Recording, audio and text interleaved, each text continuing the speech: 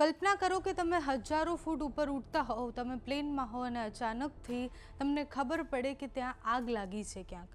સાથે જ તમે એવી પણ કલ્પના કરો કે તમે જ્યારે લેન્ડ કરતા હોવ અને તરત જ તમને એક અકસ્માતનો અવાજ આવે અને ધડામ કરતા પ્લેન ક્યાંક ફસાઈ ગયું હોય કે પછી તમને એવો અવાજ આવે કે આ તો ક્યાંક કંઈક થઈ ગયું છે. જો આવું થાય તો પછી જીવ તાળવે ચોંટી જતા હોય છે. અને પ્લેન ક્રેશની ઘટના પછી હવે જ્યારે પણ માણસ પ્લેનમાં બેસે એના પછી આવી નાની ઘટના પણ થતી હોય કે પછી કોઈ મોટામાં મોટી ઘટના પણ થતી હોય તો માણસનો જીવ એ તાળવે ચોંટી જાય છે અને એને યાદ આવે છે કે હું પ્લેનમાં બેઠો છું. આવી જ બે ઘટના વિશે વાત કરવી છે. એક જ દિવસમાં એર ઇન્ડિયાની 2 ફ્લાઇટમાં આવી ગંભીર દુર્ઘટનાઓ બની છે અને એ વિષય પર વિસ્તારથી વાત કરીશું. નમસ્કાર, આપની સાથે હું છું પાયલ.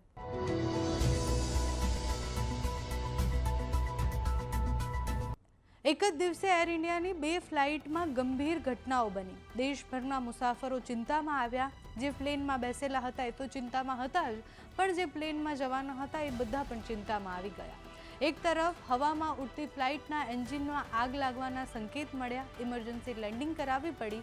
બીજી તરફ લેન્ડિંગ દરમિયાન વિમાનનો પાછળનો ભાગ સીધો રનવે સાથે અથડાયો અને સદનસીબે આ બંને બનાવમાં મુસાફરોને કશું નથી થયું. ક્રૂ મેમ્બર્સ પણ સુરક્ષિત છે અને એ સુરક્ષિત છે એટલે એની ચર્ચાઓ ન થાય એવું ન હોય. ઘટનાઓ જેટલી ગંભીર હોય એની ચર્ચા થવી જ જોઈએ. સૌ પહેલાં બેંગ્લોરથી દિલ્હી જતી એર ઇન્ડિયાની ફ્લાઇટ AI2802 સાથે બનેલી ઘટના. રાત્રે ફ્લાઇટ હવામાં હતી ત્યારે કોકપિટ ક્રૂને એક એન્જિનમાં આગ લાગવાના સંકેત મળ્યા. સ્થિતિની ગંભીરતા સમજી પાયલટે તરત જ દિલ્હી એરપોર્ટ પર ઇમરજન્સી લેન્ડિંગ કરાવી દીધી. રાત્રે લગભગ 9:30 વાગ્યાની આસપાસ ફ્લાઇટને સુરક્ષિત રીતના દિલ્હી ઇન્ટરનેશનલ એરપોર્ટ પર ઉતારવામાં આવ્યા. મીડિયા રિપોર્ટ અનુસાર વિમાનમાં 171 મુસાફરો સવાર હતા. તમામ મુસાફરો અને ક્રૂ મેમ્બર બધા સુરક્ષિત રીતના એ લેન્ડિંગ પછી બહાર નીકળ્યા. આ જ દિવસની ગઈકાલની જ એક ઘટના હતી કે જેમાં એર ઇન્ડિયાની બીજી ફ્લાઇટ AI2651 સાથે પણ ચોંકાવનારી ઘટના બની. દિલ્હીથી બેંગ્લોર જતી ફ્લાઇટ જ્યારે એરપોર્ટ પર લેન્ડ થવાની હતી ત્યારે વિમાનનો પાછળનો ભાગ એ રનવે સાથે અથડાયો અને પછી તરત જ ત્યાં જે કહેવાય કે લોકો ગભરાઈ ગયા. જે આખી માહિતી મળી છે પ્રમાણે આ ઘટના પાછળ મુખ્ય કારણ એ વેક ટર્બ્યુલન્સ હતું અને કહેવાય છે કે નજીકમાં ઉડાન ભરી રહેલા એક મોટા વાઇડ બોડી વિમાનના ટેક ઓફને કારણે હવામાં ભારે હલચલ સર્જાઈ અને એના પછી આ બધું જ બન્યું. પાયલટે તરત જ અંદાજો આવી ગયો કે આવું કંઈક થવાનું છે અને પછી લેન્ડિંગ જોખમી બનતી વખતે આ બધું જ થયું. એના પછી ત્યાં પણ સુરક્ષિત રીતના લેન્ડિંગ થયું અને પછી બધા જ લોકો જે હતા મુસાફરો અને ક્રૂ મેમ્બર્સ હતા એ ધીરે ધીરે બહાર નીકળ્યા.